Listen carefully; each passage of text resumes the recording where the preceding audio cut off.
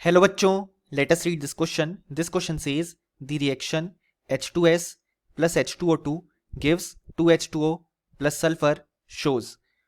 और हमारे ऑप्शंस हैं. Option A acidic nature of H2O2, option B alkaline nature of H2O2, option C oxidizing action of H2O2, option D reducing action of H2O2.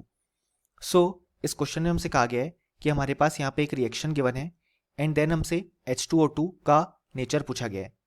So इस question को solve करने के लिए हमें जो की कॉन्सेप्ट रिक्वायर्ड है वो है concept of oxidation and reduction.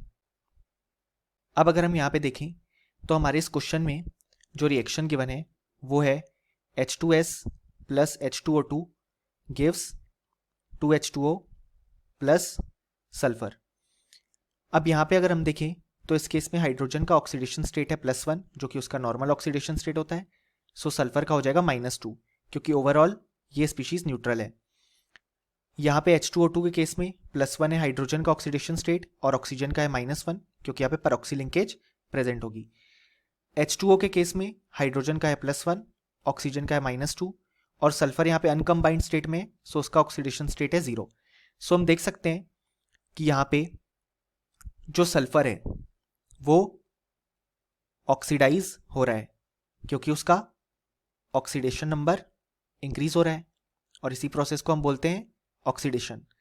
अब यहाँ पे हाइड्रोजन के ऑक्सीडेशन स्टेट में दोनों तरफ कोई भी चेंज नहीं है, बट यहाँ पे ऑक्सीजन का जो ऑक्सीडेशन स्टेट है वो यहाँ पे हमारे पास डिक्रीज हो रहा है.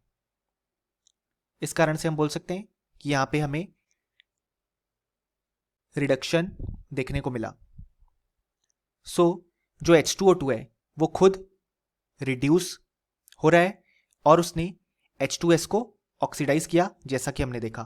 सो यहाँ पे H2O2 अपना ऑक्सीडाइजिंग एक्शन शो कर रहा है क्योंकि हम जानते हैं जो species as an oxidizing agent act करती है वो खुद रिड्यूस होती है और सामने वाले को ऑक्सीडाइज करती है और ऐसा ही यहाँ पे हो रहा है. सो हम देख सकते हैं कि इस क्वेश्चन के लिए जो करेक्ट आंसर हो जाएगा वो हो जाएगा option C oxidizing action of H2O2 और option A B and D जो है वो इनकरेक्ट हो जाएंगे क्योंकि वो हमारे फाइनल रिजल्ट से मैच नहीं करते.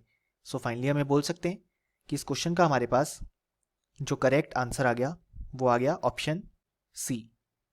Hope you understood it well. Best of luck.